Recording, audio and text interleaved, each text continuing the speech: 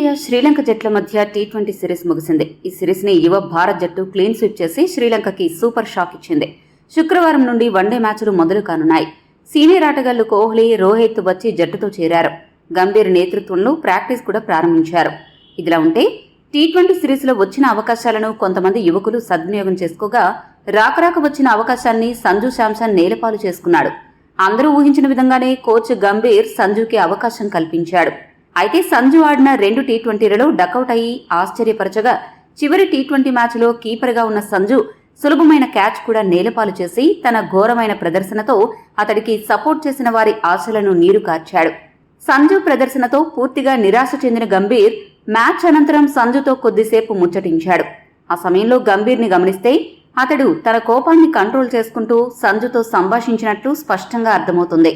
అదే సమయంలో సంజు ఆత్మస్థైర్యం కోల్పోకుండా వెన్ను తట్టి అతడికి ధైర్యం చెప్పాడు. భవిష్యత్తులో ఇలాంటి తప్పులు సరిదిద్దుకోవాల్సిందిగా అతడిని సూచనలు చేశాడు.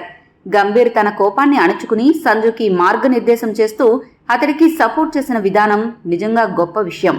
ఇక్కడ మరో విషయం కూడా చర్చించుకోవాలి. 3వ టీ20 మ్యాచ్లో శ్రీలంక ఓపెనర్ క్యాచ్ని సంజు జారవిడిచినప్పుడు దిగాలుగా ఉన్న సంజు దగ్గరకు వెళ్లి కెప్టెన్ సూర్య అతడి భుజం తట్టి ప్రోత్సహించాడు. ఒక కెప్టెన్గా సూర్య మైదానంలో ఆటగాళ్లను వెన్నుతట్టిన విధానం చూసి కెప్టెన్ అంటే ఇలా ఉండాలి, అందుకే సూర్య టీమిండియా కెప్టెన్గా ఎంపికయ్యాడు అంటూ నెటిజన్లు కామెంట్స్ పెడుతున్నారు. ఈ వీడియో మీకు నచ్చితే లైక్, షేర్, కామెంట్ చేయండి. మరిన్ని స్పోర్ట్స్ అప్డేట్స్ కోసం మా ఛానల్ను సబ్స్క్రైబ్ చేసుకోండి.